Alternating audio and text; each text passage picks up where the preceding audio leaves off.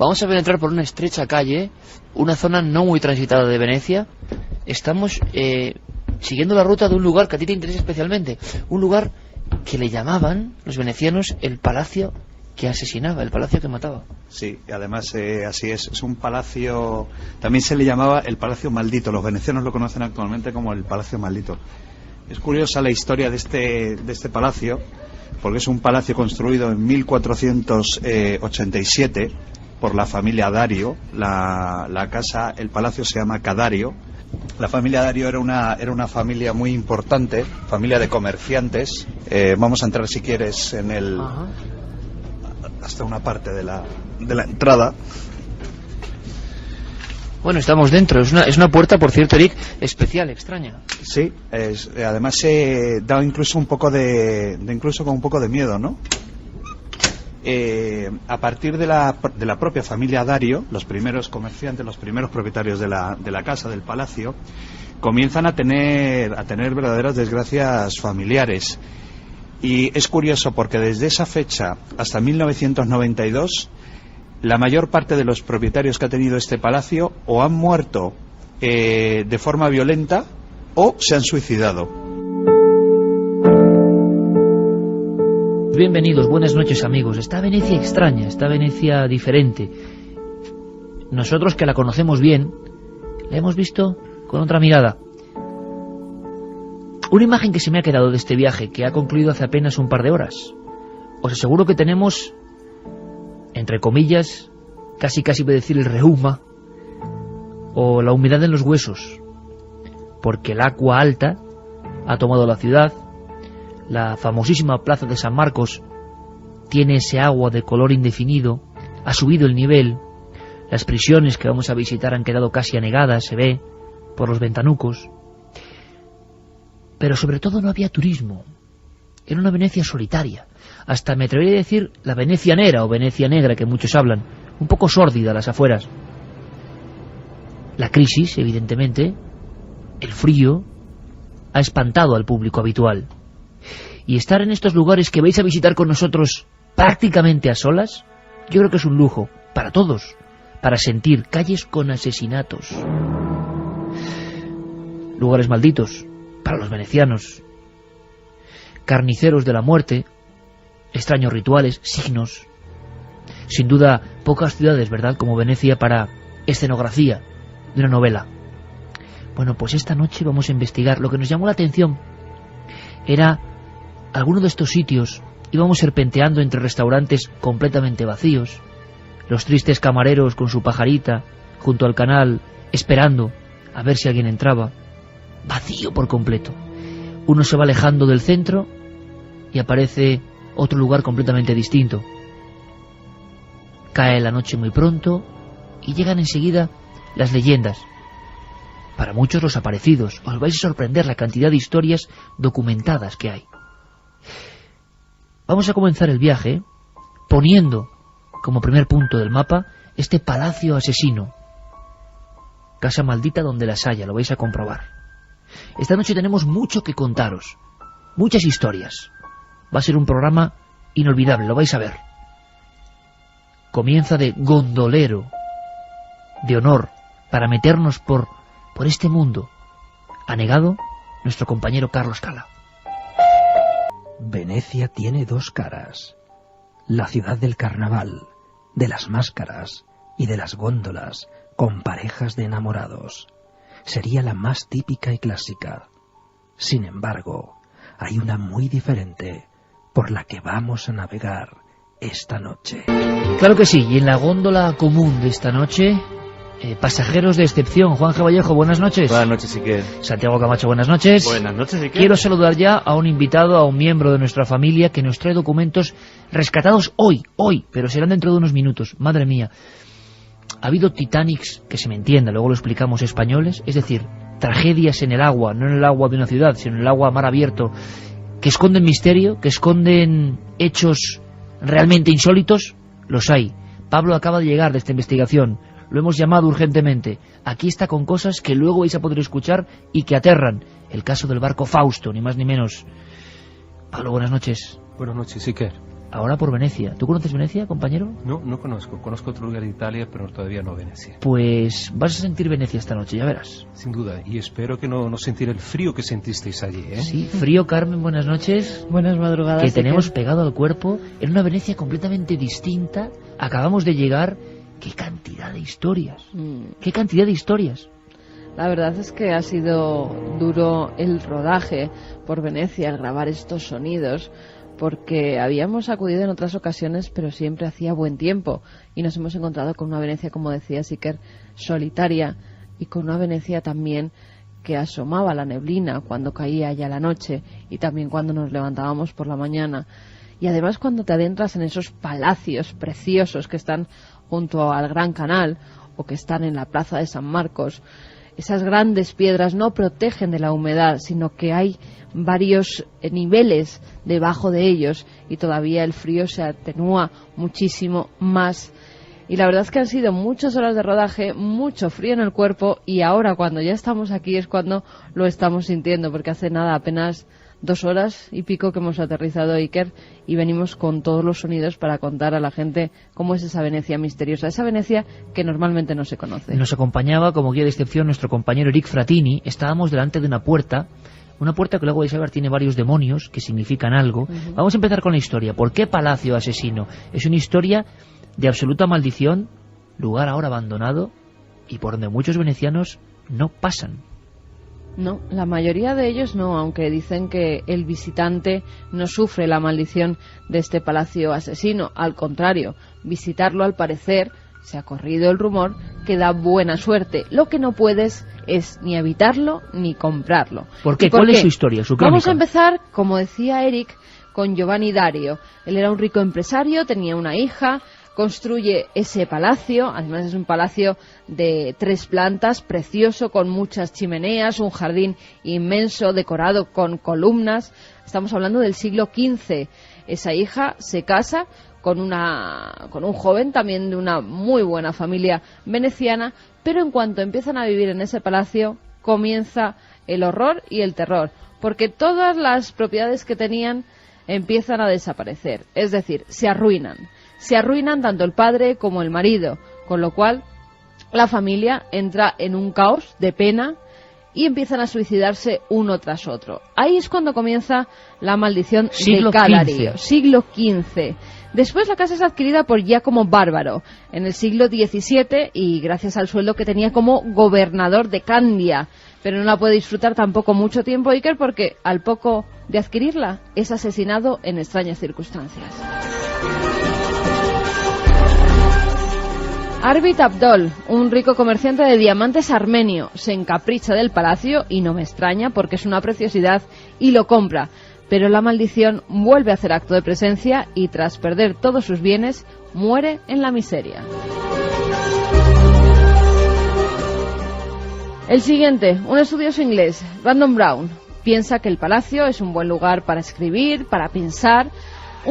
Se lleva allí también a un amigo para que le acompañara. Están viviendo desde 1838 a 1842, pero no se sabe cómo ni por qué. Un día los dos deciden suicidarse. El palacio que mata, como ya era conocido en Venecia, se había cobrado 2 nuevas víctimas. Y entramos por la puerta y... ¿podemos contar un secreto? Bueno, abrimos la puerta. Bueno, la verdad es que teníamos muchas ganas de visitar dejémoslo ahí, no contemos nada. Cadario, y es cierto, había una puerta que estaba levemente entreabierta y nosotros pues la empujamos un poquito. Bueno, y entramos un poco y vimos un jardín abandonado de película de terror. ¿Por qué el diablo? Protagonizando este lugar desde el siglo XV? Es cierto que en la decoración veneciana existía este personaje como decoración, como ornamento, pero esa presencia y esa historia, de verdad que íbamos con Eric Fratini, bueno, pues un poco acongojados, ¿no?, observando todo. Y luego nos sorprendió un pasillo, matas, cristales antiguos rotos, huecos donde se podía ver las escalinatas, las columnas, el lujo. Toda esa visita sonaba así. La lista verdaderamente es curioso porque es interminable la lista hasta nuestros días. Eric, y ahora estamos en una especie de patio interior ya, a un lado el canal, el musgo verde en la piedra, es la otra Venecia, está claro, unas rejerías que dan un aspecto como fortificado a esta casa, y de repente esta puerta, ¿qué estamos viendo, Eric? Sí, estamos viendo la puerta principal del palacio, que está metido entre dos edificios, y esto es y a la izquierda tenemos la puerta de acceso de la Cadario. Si nos acercamos observamos algo sí. peculiar, ¿no? Unos cristales, peculiar porque por la historia. Las aldabas, pero además si te fijas, las aldabas son cara de diablos. Es una tradición veneciana que desde luego aquí imagino que impresiona especialmente, ¿no? Sabiendo la historia de este lugar donde estamos, estas caras además de los demonios atormentados. Sí, además fíjate que la aldaba está colgada de la boca abierta del diablo, ¿no? Y tú dices, caray, como la historia maldita que tiene esta casa, porque, por ejemplo, porque es curioso, la leyenda, claro, siempre las leyendas en Venecia, siempre te hablan de las leyendas de Venecia del siglo XV, ¿no? Porque en el siglo XVI se decía que el fantasma, pero es que es curioso, porque en pleno siglo XX, propietarios de esta casa han tenido muertes violentas, ¿no? Por ejemplo, está el magnate estadounidense Charles Briggs, que era un magnate del acero, ¿no? Charles Briggs compra esta casa para instalarse aquí por recomendación de su amiga Peggy Guggenheim, porque si te das cuenta, el palacio que colinda con este palacio, con la puerta del palacio, es el Museo Guggenheim. Entonces Charles Briggs, que era un industrial del acero, compra la casa. Este hombre era homosexual y un día aparece muerto dentro de la casa, asesinado, y era que se había traído un amante suyo, un tal Raúl, que lo mata dentro de la casa en un ataque de celos, lo mata a Charles Briggs y él huye a Inglaterra, y parece ser que nunca encontraron al asesino. Estamos todo el equipo, también Carlos Largo, Fermín Agustí, y por cierto, una cosa que nos emociona a todo el equipo, y luego os hablaremos el 2 de febrero, la nueva colección de Cuarto Milenio. Vamos a hablar de ella y de por qué va a ser importante para todos, pero estamos en esas puertas. Por cierto que los cristales se resquebrajaban, el ambiente se aseguro que era de casa de la profecía, pero ahí estaba.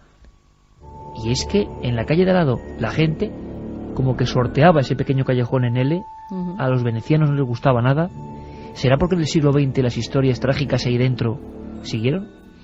Pues fíjate que nos vamos a 1960. El conde Filippo Giordano es asesinado por su amante tras los muros de este palacio. Al parecer, un tal Raúl, que era un joven marinero serbio, le rompe una estatuilla de bronce en la cabeza y huye a Londres escapando de la justicia, y nunca más se sabe de él. Después, 1981, la propiedad está en manos de Christopher Lambert.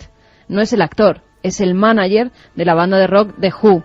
Poco después de adquirirla, se cae por las escaleras de la casa londinense. Pues te cuento casos, por ejemplo, de Christopher Lambert, ¿no? Que tiene el mismo nombre que el actor, pero este es mucha gente en la SER, aficionados a la música, lo conocerá porque él fue el famoso productor de los Who. Él fue el hombre que creó a los Who, al grupo Who.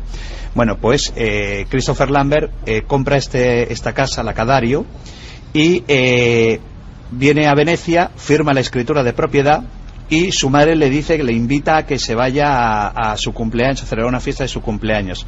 Total, que Christopher Lambert se va a Inglaterra, se tropieza en la escalera de la casa de su madre y se rompe el cuello después de haber firmado.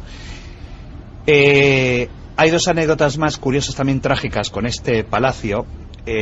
Una de ellas es la de un cantante de ópera muy famoso que decide venir desde Florencia hasta Venecia en coche, ¿no? Hay muy pocos kilómetros, hay unos 130 kilómetros, para comprar la Cadario, para hacerse cargo de la Cadario y de la restauración, porque él quería restaurarla, ¿no? Entonces, él en el trayecto tiene un accidente muy grave en carretera. Le dicen en el hospital, cuando se está recuperando con su mujer en el accidente de coche, le dicen que claro, que es porque ¿ibas a comprar la Cadario? Es que ese palacio está maldito, y él nunca llega a comprar definitivamente la casa. La casa permaneció cerrada desde entonces. Está cerrada ahora mismo, Erika, es la gran pregunta, ¿no? Aquí, sí, está. Aquí no podemos entrar. parece ser que las leyendas han llegado hasta tal extremo aquí en Venecia, o sea que los venecianos son muy aficionados a las leyendas, son muy supersticiosos, y finalmente el palacio está cerrado. Además has visto, para que los oyentes lo vean, por ejemplo, los jardines están totalmente abandonados, las ventanas de estilo oriental están totalmente con tapia, están tapiadas, el jardín está todo con hojarasca, es decir, que tiene un aspecto verdaderamente fantasmagórico. Pues sabiendo todo esto, Eric, ¿qué te parece si nos vamos alejando y dejamos este palacio, la casa que mata, la casa maldita de Venecia, entre sombras? Y vamos a pedir ayuda, sobre todo para mucha gente que quizá conozca algo de una historia. ¿Qué les dice el nombre Fausto? Barco Fausto era, ¿verdad, Pablo? Exactamente. Una trainera de 14 metros de eslora y 18 toneladas de arrastre. ¿Españoles implicados? Cuatro canarios. 4 canarios. O sea, especialmente mandamos un mensaje a la gente de Canarias, porque quizá esta noche puede pasar, nos den algún dato de uno de los grandes enigmas del mar que tienen que ver con gente de nuestro país. Por cierto que, Carmen, si uno va por Venecia, es normal que vea unas carnicerías muy especiales, donde se hacen salchichas de allí, con un estilo peculiar. Bueno, pues... Son tanto extrañas. Sí, y más cuando uno llega a la calle Di Biasio. Yo allí no la comería. Yo tampoco. Hablan del primer asesino en serie de Europa, y os estáis imaginando todo lo que va a pasar, ¿no? Pero nuestro guía nos llevaba, ya era ayer por la noche, este sonido. Santi, es verdad que hay muchas historias, te has contado, y que algunas son verdaderas, de productos cárnicos que tenían recuerdos demasiado humanos. Es decir, un dedo. Eso se ha contado, ¿no? Digamos en el siglo XX. No sé si es leyenda urbana o ha ocurrido en alguna ocasión. No, ha habido casos en los que efectivamente han aparecido órganos humanos, un dedo y hasta cosas menos comentables en productos alimenticios, e incluso ha habido casos en los que se ha comercializado carne humana. Pues quizá todo esto empieza con el carnicero salchichero Di Biasio, que tiene una calle en su honor. En la zona de la Venecia más peculiar y negra hay una calle en honor a este hombre. No es ningún arquitecto, ningún pintor, ningún escritor. ¿Cuál fue su proeza? Bueno, pues avanzábamos a altísimas horas de la noche, llovía, porque empezaba a llover ya sobre Venecia, y Eric Frattini nos contaba la historia de por qué esa calle y por qué ese viejo local de la salchichería. La Riva de Biasio es el nombre de esta calle que corre en paralelo al Gran Canal, y cuenta la historia. Biasio es Giovanni Biasio, y te cuento la historia. Giovanni Biasio era un Lunganegger. Los Lunganegger eran los salchicheros, los que hacían los embutidos para los dogos. Biasio, este hombre, era un Lunganegger famoso, ¿no?, en toda Italia, y bueno, eran famosos sus salchichas, hasta que descubren, un comerciante está comiendo una salchicha de Biasio y descubre dentro de la salchicha un dedo con uña. Total que el comerciante que come la salchicha lo denuncia al Consejo de los 10 de la Serenísima de la República de Venecia, que era como la policía de los dogos. Lo investigan y efectivamente descubren que esa salchicha está hecha con carne humana. Total que el dogo Foscari, que era en aquel momento el dogo de Venecia, lo condena a muerte y ordena su ejecución y la destrucción de su propiedad, de su casa, pero además de una forma curiosa. ¿Cómo es la condena? La condena es que se destruya su casa, se queme la casa y los escombros sean esparcidos al viento de Venecia. O sea, borrarla, aniquilarla, sí, del mapa de Venecia. Sí, hacer desaparecer totalmente el rastro de Biasio. Bueno, el Consejo de los 10 lleva a cabo la orden dictada por el dogo, y cuando destruyen la casa, descubren en el sótano de la casa de la Riva de Biasio, descubren 200 calaveras en el sótano.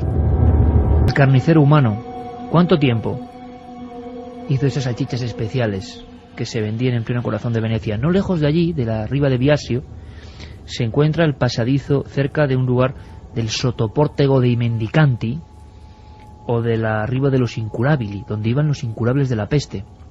Pues allí, en esa zona tan peculiar, se encuentra el pasadizo degli Asesini, que cuentan que es la primera calle iluminada del mundo, con un sistema de velas, de fuego, de antorchas. Hacia el 1485 se ilumina esa calle, y decían que aparecían todos los cuerpos de los ajusticiados, que los duelos se hacían allí, que también evitaban esa calle maldita los venecianos, y da la circunstancia que durante la ocupación, Segunda Guerra Mundial, la Gestapo y las SS colocan junto a esa pequeña calleja que da un canal sus centrales, y que tiraban los cuerpos y la gente todavía viva recuerda la imagen no del terror del siglo XVI-XVII, sino de la Segunda Guerra Mundial. Daba la circunstancia de que la calle maldita de las muertes había sido elegido por los alemanes para llevar a cabo sus fechorías en aquel tiempo. Pero hay más, no podríamos irnos de Venecia, y contaremos mucho más en nuevas ocasiones, sin visitar un lugar por el que nos hayan preguntado. Cuentan que es la prisión, una de las prisiones más temibles de la historia antigua, aunque estuvo activa hasta 1930. Los Pozzi de Venecia, Palacio Ducal, pleno corazón. Bueno, ahí estuvo encarcelado Casanova y pudo escapar, es el único preso que pudo escapar. Es un lugar terrorífico. Esta mañana estábamos allí grabando y vais a escuchar una cosa que a mí me interesa, porque yo sé que Pablo, que Juanje, sobre todo los dos, sienten, Santi también, pero voy porque cuando al reportero le permiten el acceso a un lugar que no está abierto al público, hay una emoción muy especial. Uno sabe que va a contar algo que no puede ver habitualmente la gente, se siente privilegiado. Vais a escuchar cómo ha sido ese proceso. Hay unas celdas más antiguas, desde el siglo XI, que siguen intactas y que no se enseñan jamás. Hemos podido estar ahí y os aseguro que es un lugar. ¿Cómo es ese lugar? Pues mira, lo primero hay que decir que es que el visitante, el turista que va a Venecia, no puede acceder a ellas. Hay que pedir permisos especiales para visitar los Pozzi, porque no son las prisiones que se encuentran en esa ruta por el Palacio Ducale. Hay que pasar una puerta que además está bastante escondida, parece que es como una puerta secreta que hay detrás de un muro de madera. Tienes que acceder a ella siempre acompañado de uno de los vigilantes del Palacio Ducale, y te adentras en lo que eran las verdaderas cárceles de esos siglos, desde el siglo XI, y te encuentras con los maderos que recubren las paredes, y te encuentras con los camastros donde descansaron los presos. Camastros de madera de 800 años. Exactamente, madera que además tiene un olor característico con la humedad, con el paso del tiempo. Olía, la verdad, que bastante fuerte, a madera húmeda, y sobre todo, Iker, la sensación de humedad, de frío, de dolor que se vive tras esas piedras. Son habitáculos muy pequeños, no se puede estar casi de pie. En algunos lugares incluso hemos visto inscripciones de 1320. No cuentes más, porque vamos, es que me emociono, vamos a sentirlo, porque hay una historia enigmática, aparte de que murieron miles de personas, porque los que dominaban Venecia mandaban, por ejemplo, por insultar o amenazar de muerte a alguien, podían condenarle a una muerte y llevarlo a estos Pozzi donde jamás se salía. En el siglo XIX hay una persona que está como 43 años viviendo en un lugar donde apenas cabía una persona. Nos recordaba una cosa que vais a poder ver el domingo en Cuarto Milenio, la Frigideira. Eso os lo contaré en su día Pablo Villarrubia. Lugares de tortura absolutamente increíbles. Se ve el diseño humano hasta qué punto llega en su maldad. Pero quizá también es famoso este lugar porque allí aparecen unas tablas, por ejemplo, del Bosco. Las famosas tablas del Bosco, donde aparece el túnel de luz que se va proyectando hacia la nada y las almas suben por él, y al final hay un ser que dice que parece decirnos que no es su momento. El primer círculo tridimensional de la historia del arte aparece tirado en esas celdas, cuando se sabe que el Bosco nunca salió de su pueblo, en Holanda. Hay quien piensa que estuvo en esas celdas, pero ¿para qué? Hay quien piensa que para tener visiones, para pintar precisamente eso. Otros creen que estuvo encarcelado por algo. ¿Por qué no aparecieron en el palacio, en un lugar correspondiente con el honor de este hombre, sino rotas y en esas celdas que son terribles? Solo un detalle: tú miras por la ventana y ves el agua, estás por debajo del agua de Venecia, no ves el cielo, ves las rejas y el agua putrefacta en ocasiones, y tú metido ahí. Bueno, ¿cómo suena todo eso? Pues suena así. Estamos entrando en los Pozzi o prisiones del Palacio Ducal de Venecia, un lugar húmedo, una de las prisiones más temibles de la antigüedad. Decían que la muerte se producía aquí por auténtico dolor insoportable en los huesos, todos los huesos del cuerpo. Estamos bajando la escalinata de piedra que nos llevará hasta las celdas más pequeñas. Capacidad 1 o 2 personas. Condena a perpetuidad. Por debajo del nivel de los canales. Piedra húmeda que suda agua. Y yo creo que uno de los encierros más terribles que cualquier ser humano puede imaginar. Miles de personas acabaron sus días aquí, donde ahora estoy bajando. Una gran puerta de hierro, y ya estamos viendo en el techo lo que son los grafitis, el dolor, los recuerdos de esta gente, de estos presos que hasta pleno siglo XX perecieron aquí. Algunas inscripciones nos hablan de personas que dejaban como un legado, como último testamento, su palabra, su frase, su dibujo antes de morir. Pero como decía Carmen, y como píldora final de este pequeño viaje por la Venecia insólita, para que veáis que no todo es carnaval a lo que está a punto, sino que hay una parte sombría, esta prisión, con casi 1000 años de historia, estas celdas terribles donde pasaron tantas cosas, tienen una parte totalmente secreta, que pocas veces, yo creo que nunca se ha radiado o filmado. Son las más antiguas y más terribles. Y entrábamos ahí como sorprendidos, porque tampoco lo esperábamos de alguna forma. Una serie de casualidades nos iban empujando y quisimos que Milenio 3 estuviese quizá en una de las prisiones más antiguas que aún quedan, donde la claustrofobia es que la gente tenía que estar prácticamente agachada sobre un arco de medio punto, y a pesar de la oscuridad que allí tenían, la inanición, había algunos mensajes que íbamos descubriendo, y como siempre era penetrar en lo más oscuro del alma humana, y como ha sido hace unas horas tan solo, queríamos que lo escuchase, y sobre todo, incluso con los sonidos de cuando, cómo van, con las palabras que se dicen, cuando alguien te va abriendo paso, y tú observas quizá esa celda donde estuvo uno de mis ídolos, el Bosco. Queda el camastro. Estuvo ahí se encontró, en una de esas celdas de ese lugar se encontró las tablas. Los pozzi, porque para entrar hay que levantar la cuerda de una especie de pozo que te levanta un pasadizo y tú entras solo a partir de ahí. O sea, para el resto y el común de los mortales era una simple pared, pero era la pared absolutamente del infierno. Escuchamos. Sí, dímelo, Stella.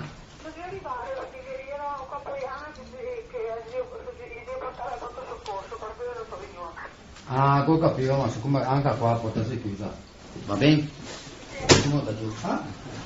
Ok.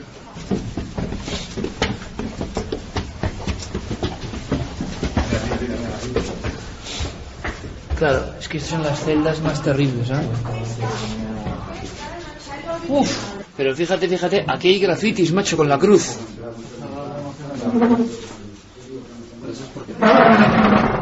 Oye, esto da un mal rollo, es terrible, ¿eh? Fíjate, aquí hay una inscripción con una cruz. Sí, además es impresionante porque aparece grabado una cruz y pone 1320 la cruz. Pues es impresionante porque realmente, claro, esto es la prisión original del Palacio de los Dogos. O sea, acaba de poner la carne de gallina, Eric, aquí, los dos en esta oscuridad, en esta humedad, y de repente vemos 1320 y una cruz, tío, como si fuese pintada ayer. Sí, es curioso ¿por qué sería condenado, no? No se te ha de preguntar de por qué sería condenado el prisionero que pintó esto de 1320, no, estamos hablando casi de principios del siglo XIV. Es curioso. Y luego, claro, es que esto es la parte que no ve la gente, porque no se permite la entrada aquí. Es indescriptible donde estamos. Una especie de arco de medio punto. No te puedes mover. Y el tablón ahí original. Claro, el camastro, semiputrefacto. Claro, es que es el original. Es el camastro original. Es el camastro con la madera original. Y la humedad. Notas la humedad. Si tocas en la madera del camastro, notas la humedad en la madera. Fíjate, aquí de repente observamos que hay muchas más inscripciones. Sí. Fíjate. Madre mía. Es un lugar que transpira de verdad una sensación de cerrazón terrible, ¿eh? Terrible. Porque además aquí Es el preso que más tiempo estuvo 43 años recluido aquí. 1:45, solo un dato más. Hasta 1930 había gente encarcelada ahí. Impresionante, ¿eh, Carmen? Sí, la verdad que sí, que no sé cómo pudo vivir tantos años. 43 años, la naturaleza humana indómita, ¿eh? Sí, pues 43 años tenía que tener una gran fortaleza, no solo física, sino también mental, porque la verdad que estar entre esas cuatro paredes, que además hay en las puertas una especie de agujero por donde al parecer les metían la comida, porque no les dejaban ni salir de esos sitios tan estrechos, tan agobiantes. Oye, anécdotas de fantasmas hay muchísimas. Uno Muchas. que sea brevemente, por ejemplo, la de un esqueleto, que mucha gente dice que siguen viendo la figura de un esqueleto, que nos ha parecido increíble. Bueno, el esqueleto existe. El esqueleto existe y se puede hoy en día visitar. Ahora te contaré. Esta es una historia, una leyenda que surge a mediados del siglo XIX. Uno de los últimos campaneros de San Marcos era muy conocido en la ciudad de los Canales por su fuerza al tocar las campanas y sobre todo por su altura. El buen hombre medía más de 2 metros de alto y además tenía unas manos desproporcionadamente grandes. Un día el director del Instituto Científico Veneciano se fija en él y piensa que su esqueleto, pues que sería una buena pieza de estudio para su colección de anatomía. Día tras día el médico va subiendo la suma de monedas, le va ofreciendo y le va diciendo que bueno, que cuando muera sus huesos ya no le van a servir de nada, pero pueden servir para la ciencia y que a cambio pues tendrá unas buenas monedas que podrá disfrutar en vida. Al fin le convence y además el campanero piensa que el viejo científico se va a morir antes que él y así nunca podrá tener sus huesos. Pero no era así. Día tras día, el campanero se iba gastando el dinero en una taberna cercana, bebiendo vino, hasta que un día le da un colapso y muere encima de la mesa de esa taberna. El médico va con el papel firmado de que le ha vendido el campanero sus huesos. Y así es. Coge los huesos y además le había dicho que cuando muriera colocaría su esqueleto en un gran escaparate de vidrio y le pondría una campanilla en la mano. Así serviría de guardián de las colecciones anatómicas de ese instituto.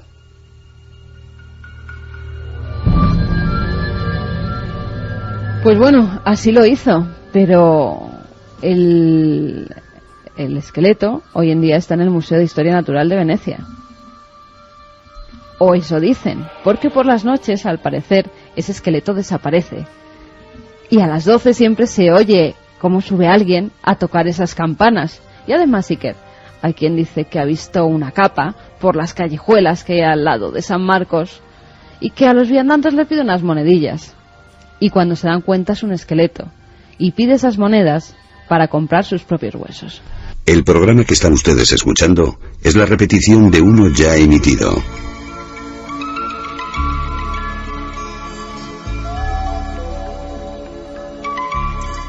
El Titanic sigue vivo en la memoria colectiva de la humanidad.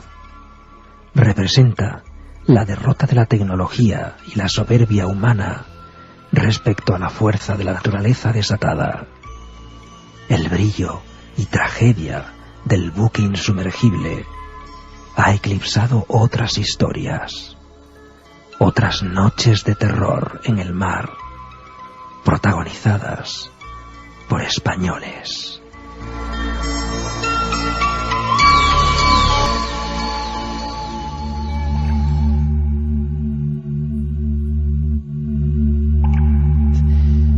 Pablo, barco Fausto, ¿qué tenemos que contar a la gente? ¿Por qué es un gran misterio en la historia naval española?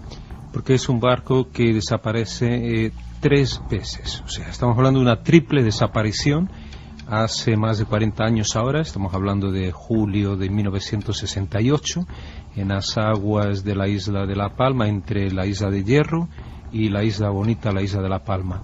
Y es una historia de 4 hombres de, digamos, hasta prácticamente anónimos. Estamos hablando de marineros, de gente que trabajaba en el mar, acostumbrados a pescar, y que se encuentran con una situación tan horrible que dejan para siempre a sus familiares, a sus seres queridos, a 20 hijos. Estamos hablando de varias personas, varias familias totalmente desconsoladas. Y lo más espeluznante de todo, Iker, es al entrar en contacto con las viudas de estos desaparecidos, o con una de ellas especialmente, vimos que esta persona todavía no le habían cicatrizado las heridas de esta desaparición. 40 años después. 40 años después, esta persona llorando. Yo me quedé totalmente desconcertado, no sabía qué hacer, si consolar a esta persona. Bueno, fue algo realmente... no lo pasamos muy bien. Luis Javier Velasco, que luego hablará, nuestro amigo, querido amigo que estuvo investigando de forma magnífica este caso, estuvo presente con nosotros y francamente lo pasamos muy mal, por sentir todavía esta ausencia, este vacío, y no saber explicar, y precisamente decirnos, pedirnos, implorarnos, por favor, yo quiero saber qué pasó con mi marido. Mis hijos quieren saber qué pasó con mi marido.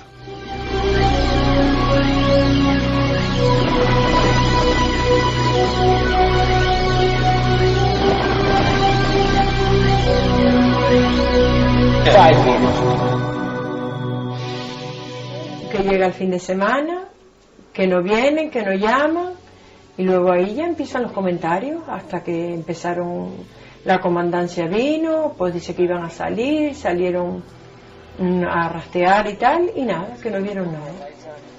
Y de ahí a ahora que nos hemos quedado toda la vida con eso. El nivel de dramatismo de algunos documentos, ahora contaremos qué pasa realmente con ese barco, nos ha impresionado. Acaba de traeros las grabaciones sonoras Pablo, y por ejemplo escuchamos a Luis María Toledo 40 años después, y la gente no olvida una desaparición demasiado extraña.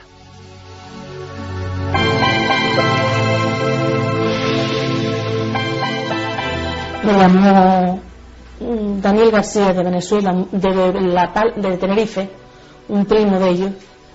Dice: Luz María, ya apareció el barco, lo encontró el Ana de Mayo y le marcó rumbo al puerto. El 24, me parece que es el 24 del día de San Felipe Santiago, iba a llegar al puerto.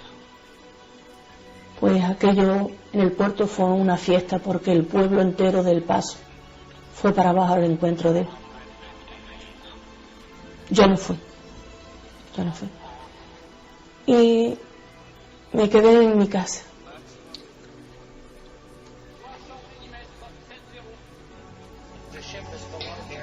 Y me metí en el baño, me corté las venas. Se esperaba el barco Fausto, esta gente esperaba ese barco. ¿Cómo había empezado la desaparición? La historia empieza el día 21 de julio del 68, cuando estos hombres van a regresar de la isla del Hierro. Ellos son todos de la isla de La Palma. Van a regresar de Hierro, donde habían llevado unos plátanos para cultivo. Y en ese trayecto de poco menos de 100 kilómetros entre el Hierro y La Palma, el puerto de Tazacorte, que era el puerto natural donde ellos estaban siempre faenando, el barco desaparece. Pues pasan varios días, pasan exactamente 5 días, hasta la Marina además desplegó todos sus medios, la aeronáutica también, o sea, los aviones rastrearon el océano, en ese tramo por lo menos, un tramo bastante amplio, y nada, no había ni una sola señal del barco del Fausto. Y de pronto, el día 25, o sea, casi 5 días después de la desaparición, un barco llamado Duquesa, de la compañía Howden Brothers, de Inglaterra, localiza el Fausto realmente en una ruta más apartada hacia oeste, ¿no? Hacia el interior del Océano Atlántico. 5 días después, 5 días después aparece, y simplemente lo que comentan ellos es que el barco, cuando abordan el Fausto, les dicen que no tenía ninguna avería esta embarcación, simplemente que habían perdido el rumbo. Estaban sin agua, estaban sin alimentos, y habían llevado solamente 10 kilos de frutas y unos pocos litros de agua, porque claro, era un trayecto muy corto. Y entonces lo del barco de la Duquesa, los ingleses, les ofrecen entonces algunas viandas, algunas comidas, y incluso le marcan el rumbo. Dicen: mira, vayan por aquí, vayan en ese sentido, que ustedes llegan necesariamente a cualquier parte de la isla de La Palma, ¿no? El barco en ese día totalmente despejado, porque el día que ellos salen realmente estaba bastante cubierto de niebla, el mar. Pues ese día soleado, salen, pues todos esperan, debían demorar como mucho 5, 6, 7, máximo 8 horas en llegar hasta el puerto de Tazacorte.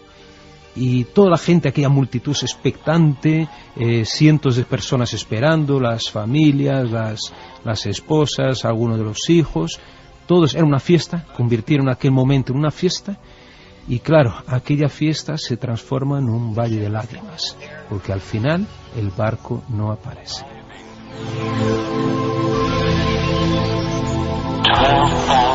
Ya de momento, amigos, y vamos a seguir contando la historia. Primera interpretación, Juanje, Santi, nos encontramos ante un caso, desde luego, bastante poco habitual, la primera desaparición y aparición del Fausto. Luego contaremos historias de barcos desaparecidos o tragedias en el mar, muchas de ellas con españoles implicados.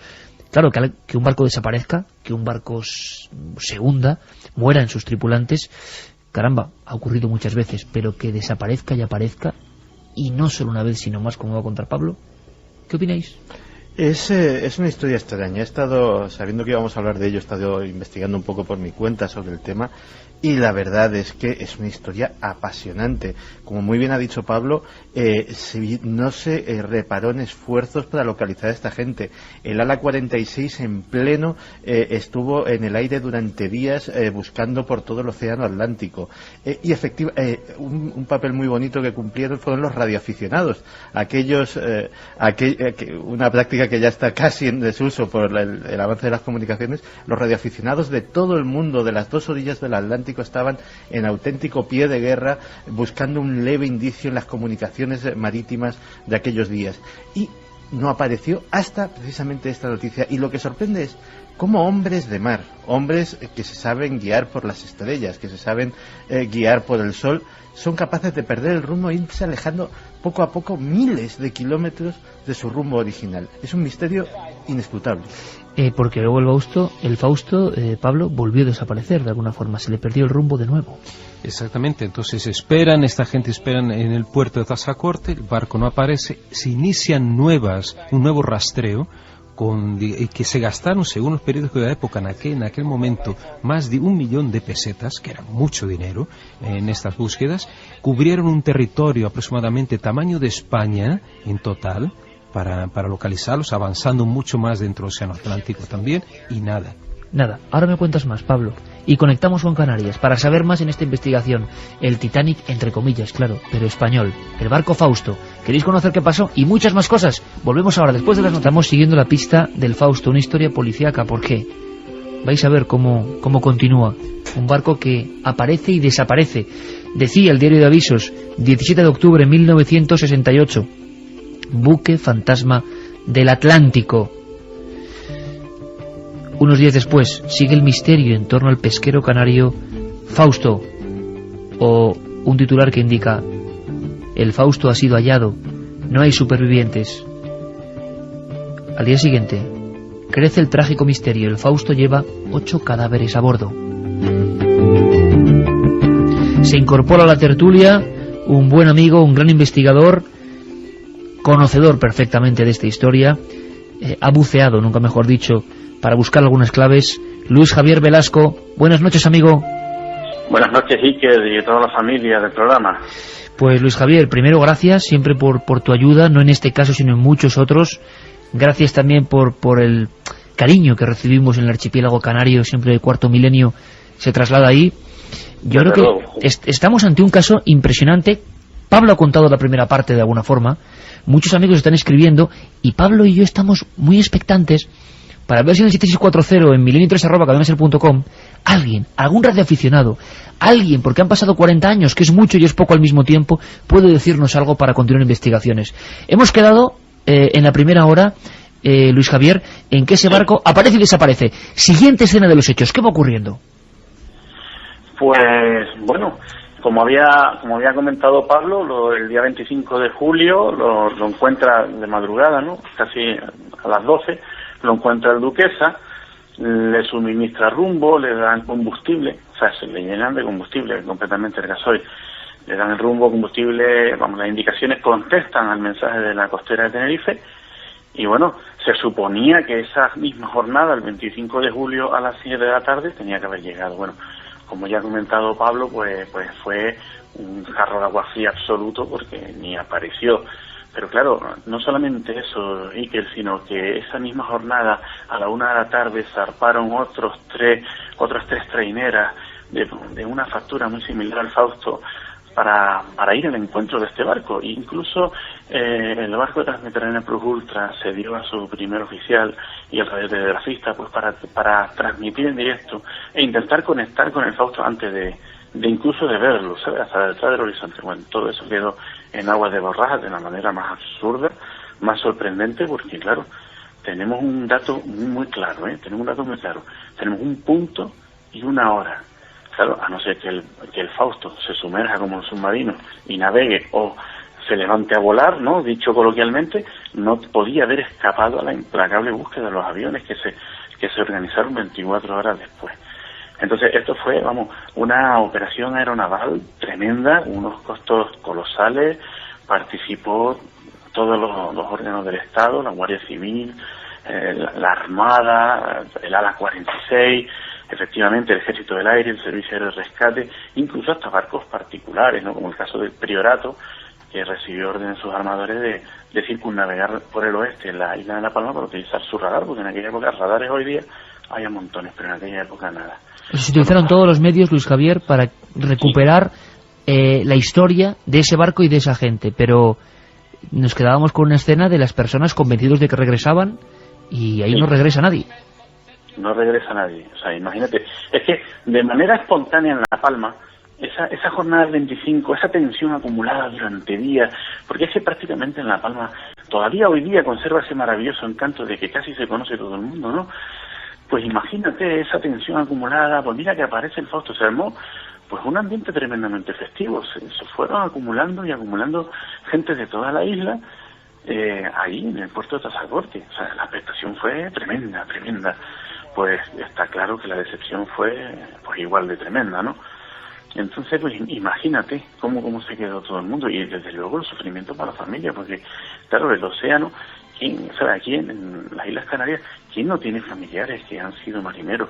¿Quién no ha oído historias que se pierden en las noches de invierno cuando las abuelas cuentan de determinados familiares que se perdieron en el mar, luego aparecen y ese sufrimiento? O sea, está en el sustrato colectivo, ese temor innato al mar. Pues vamos a hacer una cosa, Luis Javier. Sí. Seguimos la investigación, pero sobre todo estamos muy pendientes para ver si unimos leyenda y realidad. Porque, Pablo, después hay una historia que nos parece increíble, incluso triste, es la aparición de algo. Exacto. Bueno, 2 meses después, prácticamente casi 2 meses después, estamos hablando del día 9 de octubre del 68, y Luis Javier, ¿me puedes corregir si es así? Sí, cuando el 9 de octubre. Sí. De octubre, ¿no? El barco Anna Di Maio, un barco italiano, de factura italiana, manda un mensaje, ¿no?, radiofónico a Roma, Italia, comunicando que habían encontrado el Fausto, y además dando su matrícula, ¿no?, con lo cual realmente habían topado con este barco a 1.200 millas de distancia a oeste de la isla de La Palma, ¿no?, y a 1.700 millas de las costas de Venezuela, donde se dirigía también en Anna Di Maio. O sea, estamos hablando prácticamente en medio del Océano Atlántico, ¿no?, casi a la altura de... 2 meses, o sea, un tiempo después... casi 2 meses después aparece ese barco allí flotando. ¿Y qué es lo que ve, Pablo? Bueno, lo más impresionante es que cuando, el barco aparentemente era un barco fantasma, y así lo decían los tripulantes de Anna Di Maio. Entran en esa embarcación, primero, lógicamente verifican, no hay nadie, ninguna señal de vida, entran en el barco, me parece un suboficial y otro marinero de Anna Di Maio, ven que no hay nadie, fuera, es una parte externa del barco, y cuando entran finalmente se encuentran con algo totalmente aterrador. Uno de los pasajeros, de verdad, que era el más joven de 27 años, supuestamente se cree, estaba desnudo, era un cadáver sobre la máquina, el motor del barco. Estaba echado a su lado, se encontraba un radiotransmisor de aquella época, y este hombre totalmente desnudo. Dicen que estaría semi-momificado, otros informes o periódicos dicen que estaba en adelantado estado de descomposición, pero era un hombre joven el que se encontraba allí. De los demás, nada, ni rastro. Luis Javier, ¿cómo es el impacto entonces en el archipiélago canario? Es la segunda aparición del barco fantasma, pero esta vez lleva cadáveres. Pues fue terrorífico, ¿no? Fue terrorífico porque en realidad, fíjate cómo son las cosas. Han pasado 40 años y medio y el asunto todavía sigue vivo y sigue fresco. Es más, hasta incluso en cierta manera se anhela que un día aparezcan, ¿no? La verdad que todos estos años que han pasado lo ponen muy, muy difícil, ¿no? Pero claro, ya la confirmación, lo que nadie quería afrontar de frente, lo que nadie quería ver, esa evidencia, pues se tuvo que tomar. O sea, ha aparecido un cadáver. ¿Qué fue de los otros 3 marineros? Bueno, fue espantoso, fue muy duro, porque también está, claro, no olvidemos de que la tragedia humana es bastante grande, pero además de todo eso, está esas implicaciones extraordinarias, esas misteriosas desapariciones. Nos encontramos con un caso, da la impresión, Luis Javier, Pablo, como si fuera una especie de incidente de somosierra o algo por el estilo, que tiene que tener alguna explicación seguramente, pero que desde luego no se le ha dado, porque hay más datos todavía, Pablo, que tienen que ver con documentos de esta historia. Exacto, lo impresionante también, bueno, al principio, en los primeros comunicados que el comandante, que el capitán de Nana y Mayo ofrece digamos, a la prensa y a las autoridades de Venezuela, a donde se dirigía, a Puerto Cabello, además, es que no habían encontrado documentos a bordo. Ese era el primer informe, ¿no? Que habían encontrado una persona muerta sin ninguna pertenencia, que eso era lo extraño, no tenía ni anillo, ni el reloj, sus pertenencias personales. Como si les hubieran robado. Aparentemente, como si hubieran robado, y este hombre además desnudo que se encontraba, este hombre de 27 años, que más adelante hablaremos de quiénes son estas personas. Y entonces el comandante, cuando llegan entonces a Puerto Cabello finalmente, en Nana de Mayo, el capitán hace entrega de la documentación al cónsul español que está allí en Puerto Cabello, ¿no? Y ahí sí aparecen, o sea, hay documentos. ¿Y qué documentos son estos? Son hablan de cartas que nunca aparecieron, según nos comentó Luz María Toledo, la viuda de Julio García Pino, este hombre que fue encontrado muerto en el barco, que tenía 27 años. Y entonces lo que se encuentra, sí, entrega una hojita manuscrita por Julio García Pino, en ambas caras, ¿no? Y después también un papelito indicando la dirección, que sería de una cajetilla de cigarrillos, indicando la dirección de la viuda, de Luz María, en El Paso. Entregar esto a Luz María. Sí, pero como una especie de mensaje póstumo, como si él supiera algo. Exactamente. Y poco más, o sea que no había más documentos. Y lo curioso es que de esta hoja, formaría parte de un diario que contendría 28 hojas, siendo que esta era la última hoja de ese misterioso diario. ¿Dónde estaban las 27 hojas restantes? Esa es la pregunta que nos hacemos. ¿Con quién se queda con esas 27 páginas? Juan G., no me digas que no hacen una película con esto, con esta escena que simplemente hemos planeado y que ocurrió en el año 68 en España. Un diario que falta gran parte de él, un mensaje que parece un envío de ultratumba a una viuda, un cadáver momificado, medio desnudo encima del puente de mando, aparición y desaparición de un mismo barco. A mí me parece toda una novela de intriga, básicamente conseguir simplemente la historia. Realmente luego comentaremos otras tragedias que ha habido en el mar en España, con datos y fechas, en tanto a cantidad de personas que fallecen o mueren en un naufragio. Pero lo que están contando Pablo y nuestro compañero en Las Palmas, a mí realmente me deja anonadado. Me recuerda a aquellos casos increíbles del Triángulo de las Bermudas. Recordaba al Mary Celeste, porque hace unas semanas estuve en Gibraltar. Para que la gente que no sepa lo que es la historia del Mary Celeste y que nos que estén escuchando, es pues hace unos siglos un barco que pasa por ese famoso Triángulo de las Bermudas y luego en alta mar se encuentra, según comentan los textos y las crónicas del capitán que lo encontró, que casi acaba siendo ahorcado en Gibraltar, pues bueno, incluso hasta las tazas de té caliente, sin que nadie estuviera en aquel barco, sin restos de violencia, de ningún abordaje, ni de nada. Y en este caso es igual, lo que pasa es que en este caso nos lleva casi mucho más a la conspiración, más que al misterio de las Bermudas en sí, como si fuese una puerta a otra dimensión, ¿no? Aquí nos lleva más a la conspiración, porque claro, es muy extraño que esta gente tan acostumbrada al mar, y no hablamos de unas distancias tan absolutamente largas ni tremendas entre isla e isla, desaparezcan una vez, aparezcan y luego se encuentran en medio del océano. ¿Realmente estaban haciendo algo que no era solamente pesca, o hay algún dato que nos indique o nos empuje a pensar algo se nos escapó? Luis Javier, oficialmente, ¿qué se dijo? Cuando ya se recupera el cadáver, cuando se ven estas incongruencias de datos, mensajes, ¿qué dijo la prensa o qué dijeron las autoridades? Bueno, la prensa en principio dijo de todo, ¿no?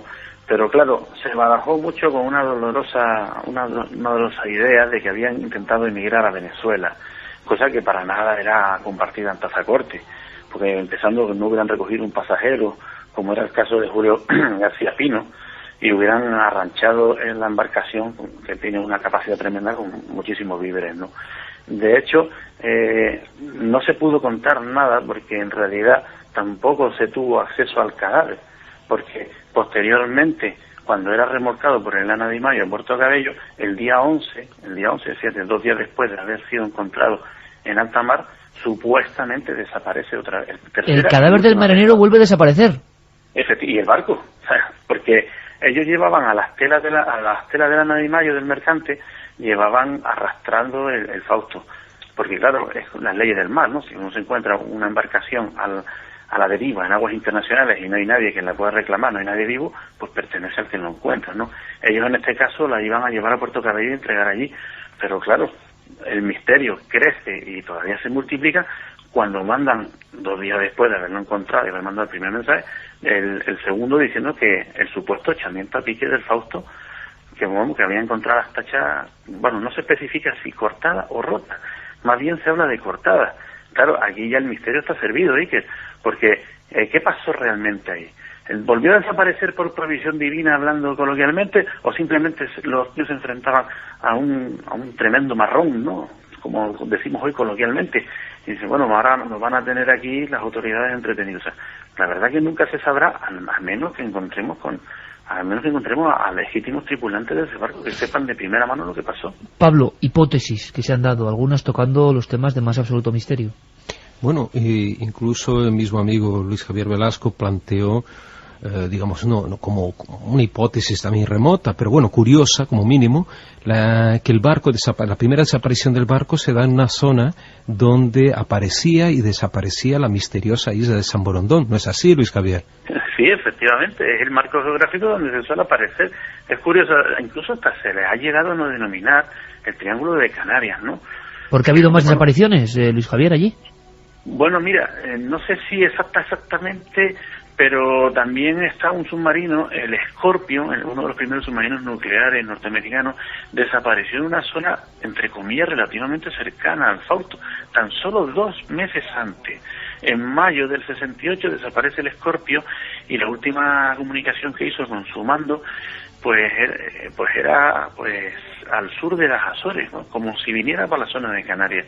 Entonces ya nunca más se volvió a saber del Scorpion. De hecho, está oficialmente desaparecido con sus 99 tripulantes. También desaparecido en esa zona, 99 tripulantes, un submarino. Sí, efectivamente. Bueno, desaparece el Fausto y es la zona donde se suele aparecer a lo largo de todos estos siglos la legendaria isla de San Borondón. Sea lo que sea esta isla, ¿no? Sea una ilusión óptica, sea un fenómeno real, sea lo que sea.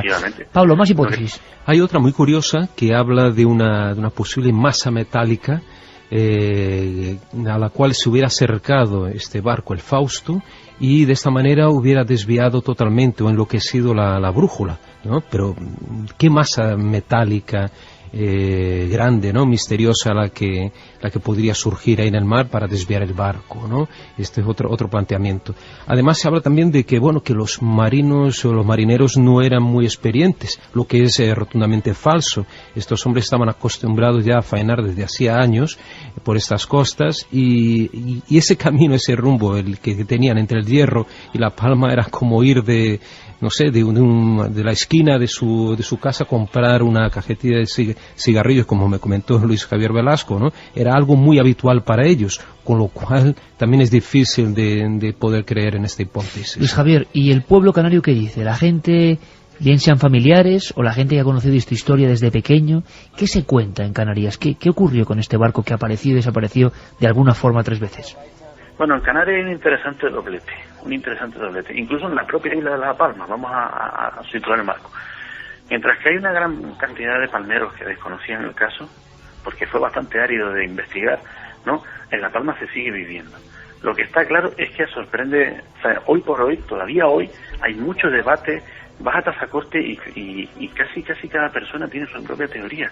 Pero además me sorprendió mucho porque no era algo dicho así como una conversación que es apresurada, no, se ve que has estado rumiando durante estas 4 décadas y te dicen cosas coherentes, ¿no?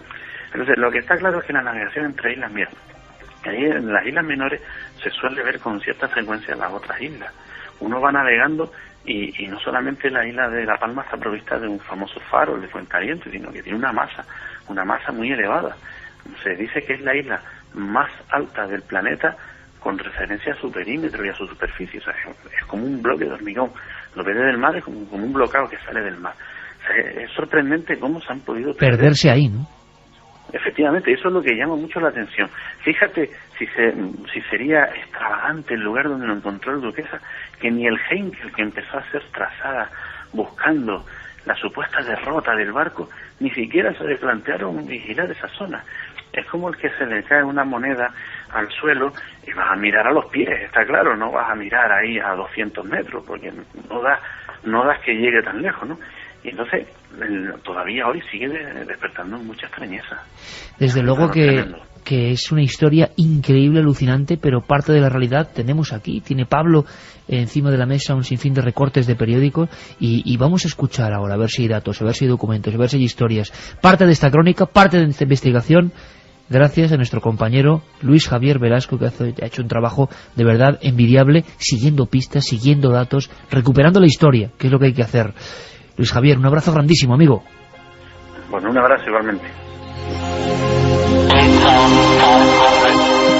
Porque la gran pregunta a las 2:26, Pablo, dejamos ahí, seguiremos investigando, tú lo sabes que vamos a seguir investigando, es si hay gente que sabe algo del Fausto, que dice nada. Nada, absolutamente nada. Mira que siempre que abrimos las líneas de contacto cuentan cosas, nos cuentan cosas, nada. Incluso hay gente que puede ser o conocer a alguien que vivió esa tragedia. Nada, ni un solo mensaje que nos hable del Fausto. Esto sí que es una sorpresa increíble. Sí.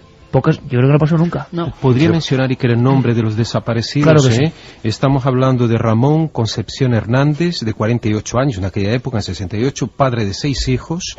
Su hermano Filiberto Concepción Hernández, de 41 años, y con 5 hijos. Y el primo de estos dos, Miguel Acosta Hernández, entonces con 44 años. Y finalmente, el único, digamos, cuerpo aparentemente que apareció, que fue del joven Julio García Pino, 27 años, natural del Paso. Pero ¿hasta qué punto llega la desaparición y el silencio en torno a este caso? Que abrimos líneas, y yo creo que no ha pasado nunca en los 8 temporadas de Milenio 3, que no haya nadie que dé una pista, porque siempre alguien ha oído nada. Que yo recuerde, nunca ha pasado.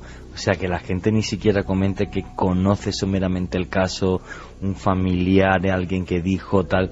Nunca que yo recuerde se han abierto las vías de contacto en este programa. ¿Recuerdas algunos casos como el del cuartel de Cerler, que a mí me prohibieron la entrada del Ministerio de Defensa, y hubo gente, personas que estuvieron, que dijeron, mandaron mail, y que nunca, ni un solo dato, nunca lo recuerdo. Santi, el abandono, el olvido, el silencio, el estar en el limbo de lo perdido, hasta ahora mismo, viendo los mensajes. Sí, eso es. Ya te digo que me ha parecido, la he conocido a raíz de la investigación de Pablo, y me parece una historia increíble y sobre todo una historia en la cual es difícil barajar una hipótesis que realmente encaje con los hechos. Yo quería preguntarle a Pablo una cosa, que a ver si él, que se ha metido a fondo en el tema, ha conseguido noticias al respecto.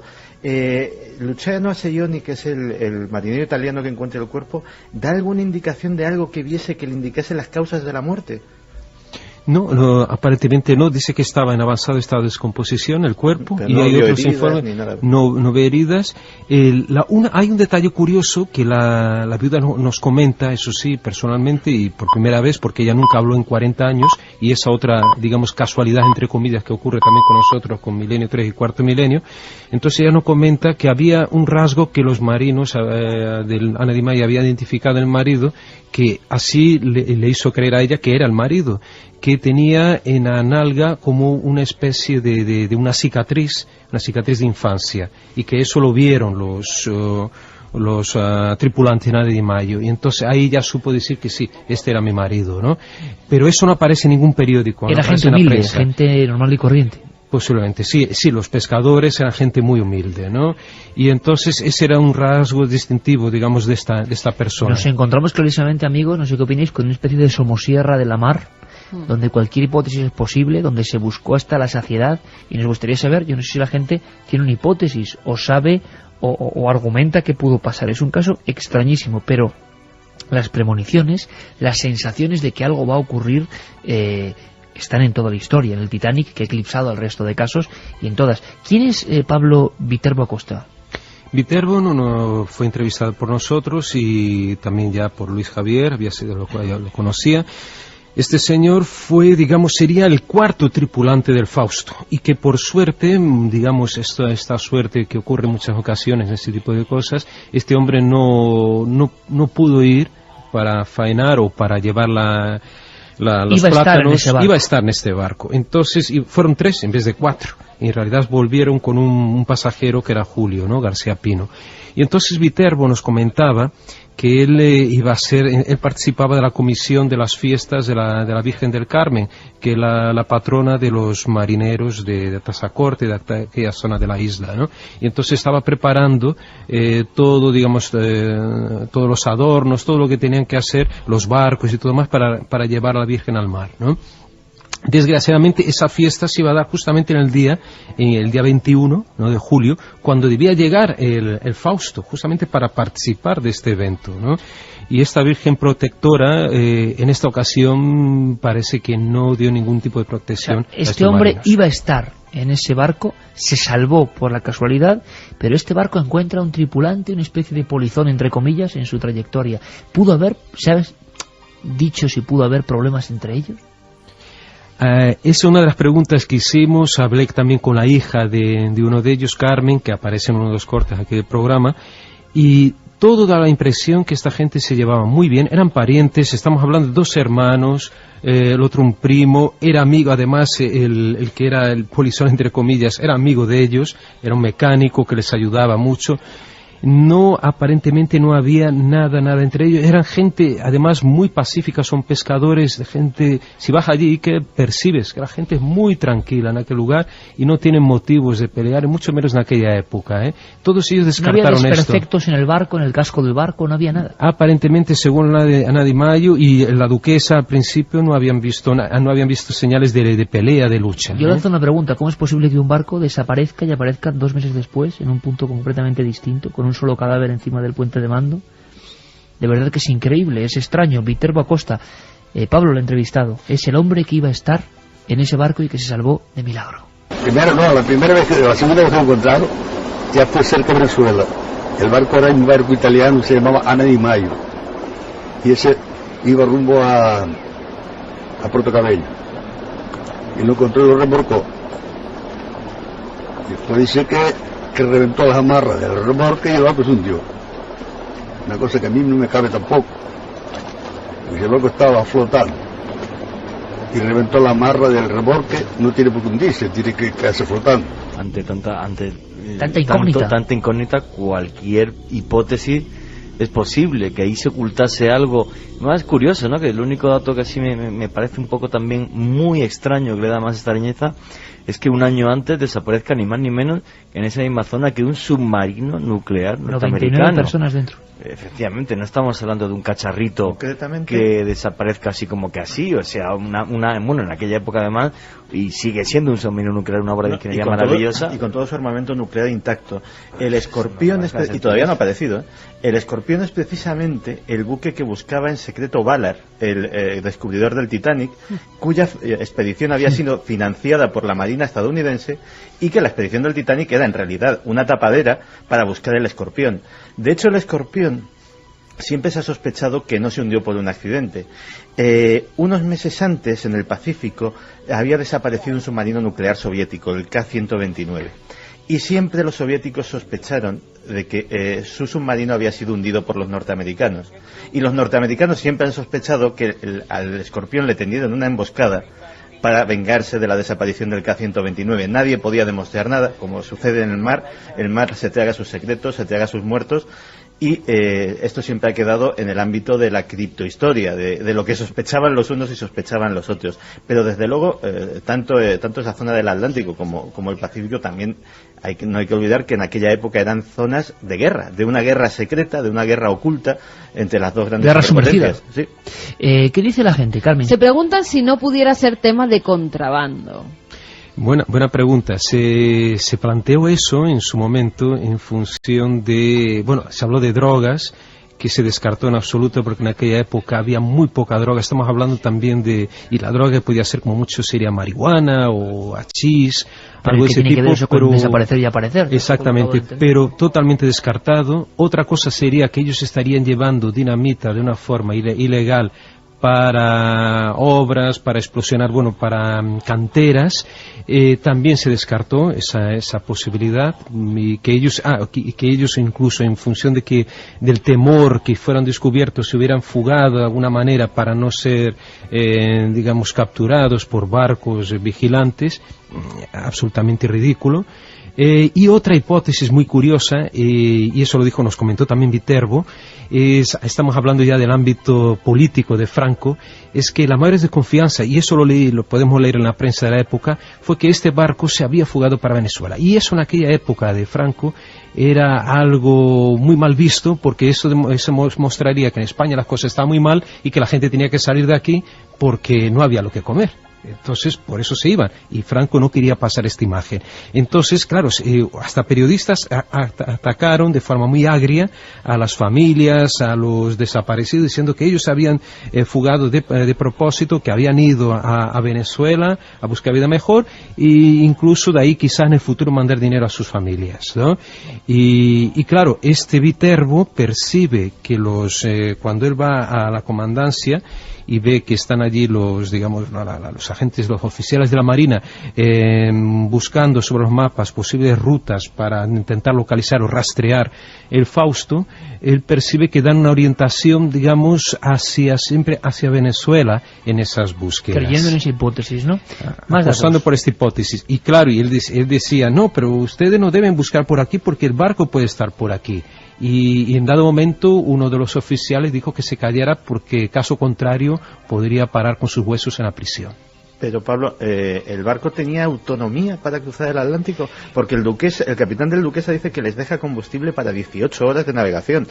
No, estamos hablando de un barco de 14 metros de eslora, tampoco es demasiado, y además era un barco prácticamente de cabotaje. Hay otra incógnita aquí, ¿no? Ese primer encuentro, la primera desaparición del Fausto, el otro barco Duquesa se encuentra con ellos, llega a establecer contacto con ellos, llega a dar informes de cómo los ve o no. Sí, aparentemente están bien. Lo único es eso, que dicen que habían perdido el rumbo. Estaban ya sin comida, estaban sin combustible. Muy extraño. Cuando aquí entran los radioaficionados en juego. Cuando después de esta primera aparición desaparece, son precisamente los radioaficionados españoles los que acaban localizando al capitán del Duquesa, que ya para entonces ha llegado a Rotterdam, y el capitán del Duquesa habla por radio con los radioaficionados españoles y les da todos los detalles de lo que ha encontrado, y se vuelve a reiterar en su versión. No, si yo los dejé encaminados. Fue la última persona que los vio con vida. Además había un marinero español a bordo que fue el que se comunicó con ellos, porque los demás eran ingleses, ¿no? Y tenía perfecto dominio de idioma, lógico, y transmitió lo que... De película, ¿eh? Y había otro dato interesante, que entrevistamos también a un radioaficionado que en aquella época hizo un seguimiento del barco, así como muchos otros, Rosendo Rodríguez González, este buen señor de allí del Paso, nos comentó que porque él estuvo varios días, incluso algunos estuvieron más de un mes o casi 2 meses intentando captar alguna señal. Y yo le pregunté si el radiotransmisor que llevaban a bordo podía haber fallado por algún motivo. Me dijo, mira, los modelos que se usaban, que este barco debió usar en aquella época, era un modelo bastante resistente, no usaba válvulas, era ya transistor, que era mucho más difícil de estropearse, y que veía muy raro que lo único que podía haber pasado es que quizás la batería de 12 voltios que llevaba para alimentar la radio se hubiera agotado, ¿no?, de alguna forma, pero caso contrario tendría que haber funcionado el aparato de radio. Pues mira, de radioaficionados nos escribe Fina y nos dice: buenas noches, todavía hay radioaficionados que dedican su tiempo en colaborar a buscar personas extraviadas. Ella nos dice que es la EB3. Pues aprovechamos para mandar, que os parece, un abrazo grandísimo a toda la comunidad de radioaficionados que quizá ahora nos escucha, porque yo creo que representan un lado también romántico todavía, ¿no? Pues ya que estamos mencionando, rindamos homenaje a los 3 radioaficionados que fueron vitales en esta búsqueda, que fueron EA8BQ, EA8FD y EA8DX, que fueron los 3 radioaficionados españoles que dedicaron incontables jornadas de desvelo en busca de cualquier signo de este barco. Me parece perfecto, Santi. Ahí están sus identidades, su historia, que vuelve a surcar las ondas de la radio. Porque me contabais la escena y me imaginaba que siempre para mí ha sido un poco mágico. Nunca he sido radioaficionado, nunca he sabido, pero mucho antes de Internet, ¿no? La gente escuchando como sonidos, como nos pone ayer y ahora, estas voces, estos sonidos en las ondas que vienen de algún lugar y comunican algo. Y mira, también intentan seguir el misterio. Escucha.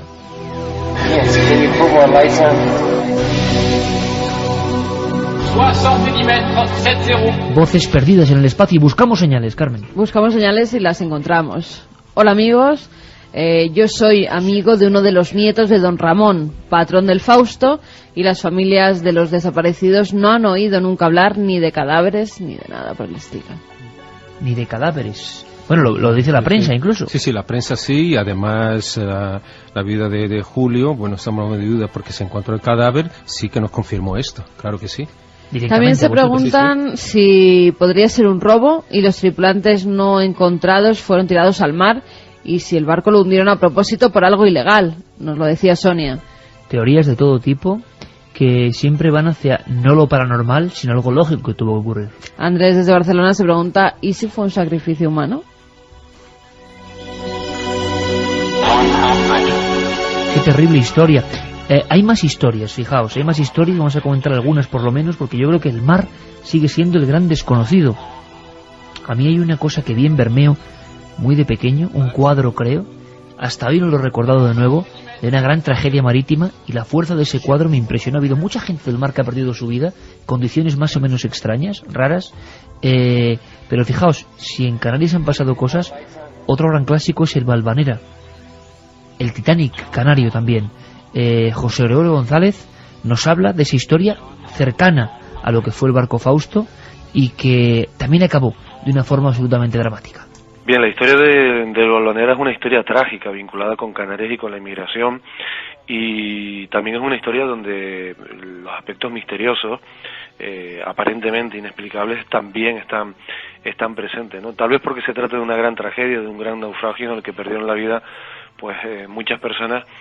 Pues a ello tal vez sea debido que tengamos documentación, referencias de premoniciones, de pálpitos que algunos de los supervivientes o de sus familiares tuvieron con relación a un fatídico incidente que ya parecía que estaba marcado por el destino, ¿no? Parece que el propio nombre del barco, Valvanera, en homenaje a la Virgen de Valvanera, pues ya tenía una falta de ortografía que algunos calificaron como que era un mal presagio, o por lo menos, o también la pérdida de un ancla en el momento de partir del puerto de Santa Cruz de la Palma también fue interpretado como que algo podía suceder, como una especie de mal presagio, ¿no? Y efectivamente los acontecimientos al final terminaron pues confirmando que la tragedia parecía que estaba predestinada, ¿no?, al Valvanera, y se consumó definitivamente a mediados de septiembre del año 1919. Y como pasó en el Titanic, las premoniciones de la gente más importante de ese gran barco famosísimo, el más famoso de todos los tiempos quizá, también en esta tripulación que llevaba gente de Canarias a Cuba, ocurrió. El propio capitán tuvo extrañas premoniciones. Bueno, el Valvanera partió el 10 de agosto de 1919 desde el puerto de Barcelona, después hizo escala en Valencia, en Málaga, en Cádiz, y llegó a Canarias, concretamente a Las Palmas de Gran Canaria, el 17 de agosto. Allí, bueno, recogió pasaje y un día más tarde haría lo propio en el puerto de Santa Cruz de Tenerife, y el día 19 de agosto es cuando ya sale de Santa Cruz de la Palma, que además es cuando el capitán del barco escribe su última carta, se la envía a su esposa, y en la misma ya le transmite el presentimiento de que tal vez no vuelva y que le quedaría mucha pena de no poder ver al hijo que ambos están esperando, ¿no? Su mujer está embarazada y efectivamente pues no termina conociendo a su hijo. Otra vez la misma historia, ese presagio, que igual no va a conocer al hijo que están esperando. ¿Por qué escribe esto en ese viaje concreto? Es como si todo se concentrase en una historia de enormes casualidades y de tragedia. ¿Qué pasó con el Valvanera? Pues Santi me lo comentaba ahora escuchando este documento, este corte, que tampoco aparecieron cadáveres. La leyenda hablaba de una sola cabeza flotando, una cabeza, y que mucha gente se bajaba, aunque no tuviera que bajarse, en las paradas, entre comillas, anteriores, como si intuyesen algo. Solo sería hacia el 19 de septiembre cuando un submarino al parecer localizaría los restos del Valvanera, pero sin encontrar rastro alguno de los cadáveres que al menos hasta ese momento no habían aparecido. Y esta es una de las principales cuestiones enigmáticas del Valvanera, ¿no? El destino de los cuerpos, que tal vez en parte se podría explicar por el ciclón, por las condiciones tan brutales que debieron de vivirse en ese momento. Hay quienes también piensan en la fauna, ¿no? Los tiburones que podían haber hecho pues una auténtica carnicería con los restos, pero lo cierto es que no aparecieron, y eso fue un enigma que se mantuvo durante mucho tiempo y del que prácticamente no se habló nada con posterioridad en los medios de comunicación. Es que la historia del hallazgo del Valvanera es apasionante en sí misma, o sea, da, no para una película, pero para un corto de terror, porque efectivamente el 19 de septiembre un cazasubmarinos norteamericano, el SC-203, da por fin con el barco que estaban buscando, el Valvanera, que había desaparecido. Encuentran solo que sobresale uno de los palos, porque había encallado en un banco de arenas movedizas, y el capitán de este cazasubmarinos se enfunda su traje de buzo y decide bajar a ver qué encuentra. Es él el que ve esa cabeza entre dos aguas y ve claramente en bronce el nombre Valvanera. Y en ese momento de terror, en ese momento en el que busca cadáveres y no los hay, en el que busca vías de agua en el barco y tampoco las encuentra, en el que ve esa cabeza que va desplazándose por las aguas, sucede algo, que es que el cable, la goma de oxígeno que le une a la vida, se rompe de repente. Su traje se contrae sobre él como una segunda piel, y él consigue, con un esfuerzo sobrehumano, desprenderse de la escafandra, desprenderse del lastre y conseguir ganar la superficie. Lógicamente sale de allí a toda máquina, pero parece que estaba tan maldito el barco que incluso quiso cobrarse una última vida cuando ya se había cobrado la de todos los pasajeros.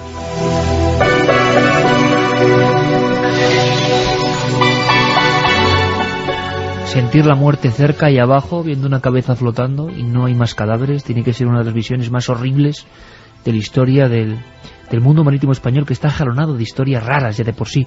Yo contaba eso de Vermé, rápidamente Carmen ha encontrado información, no era una visión infantil, sino un caso tremendo, con una cantidad de víctimas que os va a sorprender, aunque luego hay casos más tremendos, con más víctimas, que nos van a contar nuestros compañeros. Pues ahora mismo en pantalla tengo unas esculturas, son dos personas mayores, uno parece anciano, está señalando hacia el mar, la otra es una mujer anciana también, se está llevando los ojos a la cara como tapándoselos, y detrás va una señora más joven con un niño pequeño entre los brazos y una niña angustiada que se toca el pecho y parece estar llorando. Esto es un monumento que se hizo para todas las víctimas, los 141 muertos. 141 muertos. 141 pescadores que perdieron la vida el 12 de agosto de 1912 en lo que se conoce como la tragedia de Bermeo, porque 119 vecinos eran precisamente de esta localidad de Bermeo. Al parecer, lo que les sorprende es la galerna, que era un día calmado, además, fíjate, 12 de agosto, en el Cantábrico. Sabemos que es un mar que en invierno suele ser muy feroz. En verano puede que se dé alguna marea también, pero ese día el agua estaba calmada. La galerna, sí, y algunas tremendas. La galerna de repente viene sin que nadie se lo espere. Dice que es un fenómeno meteorológico muy extraño y 17 de esas embarcaciones se encontraban recogiendo el bonito, lo iban a trasladar a barcos mayores y muchos de ellos se salvan porque esos barcos estaban cerca, pero dice que era tan fuerte la marea que la galerna que 141 personas mueren, 141 pescadores fallecen y nunca se encuentra ninguno de sus cuerpos, Iker. Lo hicieron este monumento señalando precisamente hacia el mar en honor a esa familia que nunca vio regresar a sus seres queridos. La galerna, que es un fenómeno bien conocido en el Cantábrico, una sensación tremenda que se convierte en una especie de tormenta terrible, puntual, que también afecta en verano, pero que claro, algunas son incontrolables. Un efecto de ese viento golpeando fuerte las embarcaciones que bueno, ha dejado muchas víctimas. Hay números de víctimas impresionantes, Santi, mucho mayores. Es curioso porque de la mayor catástrofe naval de todos los tiempos se habla muy poco, y es que el mayor número de víctimas en un naufragio está cifrado en casi 10.000, 9.200... ¿En un solo naufragio? En un solo naufragio de una sola nave. Estamos hablando del Wilhelm Gustloff. Tendríamos que ponernos históricamente en enero de 1945, en la zona de Prusia, en Danzig. Las tropas soviéticas empiezan a avanzar por Alemania con la misma furia con que los alemanes avanzaron sobre la Unión Soviética, arrasando, violando, matando, saqueando. Millones de refugiados intentan escapar y se monta una operación de rescate para esos refugiados. Prácticamente todo lo que se puede mover es utilizado para sacar de allí a esos alemanes. Muchos son mujeres y niños, heridos, enfermeras. Para ello se utiliza también barcos, trenes, y entre los barcos el Wilhelm Gustloff, lo que fue el Titanic alemán, un transatlántico de lujo que durante la guerra había sido utilizado como barco hospital. En principio se pensaba llevar mucho menos pasaje, pero el pánico hizo que las medidas para controlar a la gente que subía por las pasarelas fueran inútiles. Primero subieron 1.000, luego 2.000, hasta 10.000 personas llegaron a abordar ese barco. Las enfermeras, por tenerlas reservadas, por ejemplo, las tenían ubicadas dentro de la piscina sin agua. En ese recinto por lo menos estaban un poco aisladas. Y posiblemente de esto se hable tampoco porque es un gran crimen de guerra. Lo que pasa es que en este caso fue cometido por los aliados. Porque cuando se encontraba... 9.000 víctimas. 9.000 y pico. Porque cuando pensemos que además las condiciones climáticas eran terribles. El agua estaba prácticamente congelada, había 10 grados bajo cero de temperatura ambiente. En aquellas aguas aguantar poco más de 5 minutos era absolutamente imposible. O sea, la muerte por la caída al agua era prácticamente segura. El caso es que ese 30 de enero de 1945 a las 21:08 el S-13, un submarino soviético comandado por el comandante Alexander Marinesko, divisa al transatlántico lleno de civiles, con una bandera blanca, considerado como barco hospital, y ni corto ni perezoso le manda 3 torpedos. El primero de ellos da debajo de la línea de flotación, pero parece que no acaba con el barco. El segundo, en una fatalidad, termina atravesando el casco y estallando justo en la piscina donde estaban todas las enfermeras, matando a la práctica totalidad solamente de esa explosión. Y es el tercero, el que va a dar justo en la sala de máquinas, el que hace reventar por completo el barco y que se vaya a pique en apenas 40 minutos. Durante esos 40 minutos se intentan acercar buques de escolta que iban, pero eran muy pequeños, eran lanchas torpederas, remolcadores. Apenas son rescatados 1.239 supervivientes. El resto de esas 10.000 personas que se estima que iban en el barco están todavía en las aguas del Báltico. Más casos, Juanji, que tienen que ver incluso con españoles. Hombre, casos en España hay algunos, posiblemente el mayor que ha habido enfrente de las costas gallegas fue el 2 de noviembre de 1810, en el que casi 1.000 personas mueren cuando se va a pique la fragata Santa... ¿1.000 personas? 1.000 personas, sí. En 2 barcos, por una tormenta en la Santa María Magdalena y el bergantín Palomo. Mueren prácticamente 1.000 personas. En la Guerra Civil Española hay un caso que es uno de los hundimientos mayores, que es el del barco El Castillo de Olite, en concreto el 7 de marzo de 1939, frente a las costas de Cartagena, en el que mueren 1.476 personas. Naufragios de un nivel impresionante. Sí, pero me gustaría comentar una cosa, Iker, porque nos estamos yendo a la historia y se nos olvida una estadística terrible que acabo de ver en internet, en un periódico muy conocido, y es que entre el año 95 y el 2005 fallecieron 91 personas en los 69 hundimientos que hubo en la costa de Galicia. 91 personas en los últimos 10 años. Estamos hablando como si los hundimientos fueran algo del pasado, el Titánico, la guerra civil, tal. No, señores, sigue muriendo gente enfrentándose al mar para ganar 2 euros para poder darle de comer a una familia. Cuando y eso es lo que pienso que es terrible. Mira lo que está pasando hoy mismo con los vientos, ¿no? Tantas personas muriendo simplemente por el viento. Sí, sí. Con la naturaleza no se puede hacer nada contra ella. Cuando se agita, cuando en el mar te pilla trabajando, laborando, como hacían estos pescadores, pues mira. Decía algún científico que estas cosas demostraban, al final, de forma dramática, que el hombre no es dueño de la tierra, sino la tierra es dueña del hombre.